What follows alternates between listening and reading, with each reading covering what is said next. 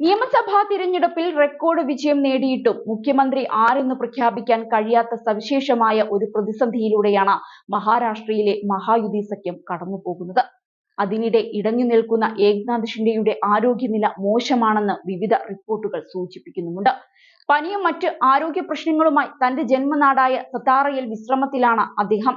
ഇതോടെ മഹാരാഷ്ട്രയിൽ ആരാവും മുഖ്യമന്ത്രി പദത്തിൽ എന്നതിനെ ചൊല്ലിയുള്ള സസ്പെൻസ് ഒരാഴ്ചയ്ക്കിപ്പുറവും തുടരുകയാണ്.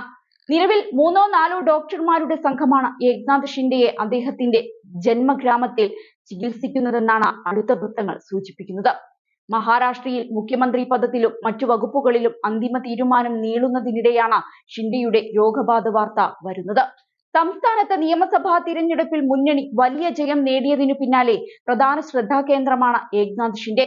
സംസ്ഥാനത്ത് നിലവിലെ മുഖ്യമന്ത്രി കൂടിയായ അദ്ദേഹം ഭരണം തുടരുമോ എന്നാണ് എല്ലാവരും ഉറ്റുനോക്കുന്നത്. എന്നാൽ ഇത്തവണ BJP മുഖ്യമന്ത്രി തന്നെ സംസ്ഥാനം ഭരിക്കണമെന്ന നയമാണ് RSS കേന്ദ്രങ്ങളിൽ നിന്നുൾപ്പെടെ ഉണ്ടായിരിക്കുന്നത്. ഈ സാഹചര്യത്തിൽ ദേവേന്ദ്ര ഫഡ്നാവിസ് മുഖ്യമന്ത്രിയാവുമെന്ന് കരുതിയെങ്കിലും വിട്ടുകൊടുക്കാൻ ഏക്നാഥ് ഷിൻഡെ തയ്യാറായിട്ടില്ല. മുഖ്യമന്ത്രി പദം കൊക്കിൽ ഒതുങ്ങുന്നതല്ലെന്ന് കൃത്യമായ ധാരണയുള്ള അജിത് പവാറിന്റെ NCP BJPയെയാണ് പിന്തുണയ്ക്കുന്നത്. ഇതോടെ ഒറ്റയ്ക്കായ ഷിൻഡെ ബീഹാർ മോഡൽ എന്ന ആശയമാണ് ആദ്യഘട്ടത്തിൽ മുന്നോട്ട് വെച്ചിരുന്നത്.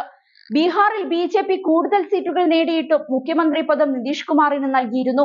എന്നാൽ BJP നേതൃത്വം മഹാരാഷ്ട്രയിൽ ഇത് അംഗീകരിക്കാൻ തയ്യാറല്ലെന്ന് തുടക്കത്തിലെ വ്യക്തമാക്കിയതാണ്. അമിത്ഷായുമായുള്ള കൂടിക്കാഴ്ചയിൽ ഉപമുഖ്യമന്ത്രി പദമാണ് ഷിൻഡെയ്ക്ക് BJP വാഗ്ദാനം ചെയ്തത്. പക്ഷേ അതിൽ തൃപ്തനല്ലാത്ത ഷിൻഡെ ഇപ്പോൾ അസുഖബാധിതനും കൂടിയായതോടെ ഊഹാപോഹങ്ങൾ ശക്തമാണ്. മുഖ്യമന്ത്രി പദം കിട്ടിയില്ലെങ്കിൽ സർക്കാരിന് പുറത്തുനിന്ന് പിന്തുണ കൊടുത്തുകൊണ്ട് മന്ത്രിസഭയിൽ പങ്കാളിയാവാതെ നിൽക്കുക എന്നതാണ് ഏക്നാഥ് ഷിൻഡെയുടെ ശിവസേന കണക്കുകൂട്ടുന്നത്. ഇത് BJPയെ കൂടുതൽ പ്രതിരോധത്തിലാക്കുകയാണ് ചെയ്യുന്നത്. ഇത് ഷിൻഡെ വിഭാഗത്തിനും നന്നായിട്ടറിയാം.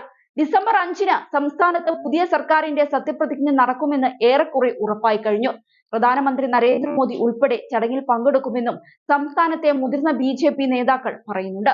അപ്പോഴും ആരാണ് മുഖ്യമന്ത്രി എന്ന ചോദ്യമാണ് അവശേഷിക്കുന്നത്. അടുത്ത 3 ദിവസങ്ങൾക്കുള്ളിൽ ഇതിൽ അന്തിമ തീരുമാനം ഉണ്ടാകുമെന്നാണ് മുന്നണിയുടെ പ്രതീക്ഷ. അതേസമയം മുഖ്യമന്ത്രിയെ പ്രഖ്യാപിക്കുന്നതിൽ താനൊരു തടസ്സമാകില്ലെന്നും പ്രധാനമന്ത്രിയും BJP കേന്ദ്ര നേതൃത്വവും എന്ത് തീരുമാനിക്കുന്നുവോ അതിനനുസൃതമായി മുന്നോട്ടു പോകുമെന്നും ഏക്നാഥ് ഷിൻഡെ കഴിഞ്ഞ ദിവസം പറഞ്ഞിരുന്നു. ഇതോടെ പ്രതിസന്ധി ഏകദേശം അയഞ്ഞതായിരുന്നു. നിലവിലെ സാഹചര്യത്തിൽ BJPക്ക് മുഖ്യമന്ത്രി സ്ഥാനവും സഖ്യകക്ഷികളായ ശിവസേനയ്ക്കും NCPക്കും ഉപമുഖ്യമന്ത്രി പദവിയും ലഭിച്ചേക്കും.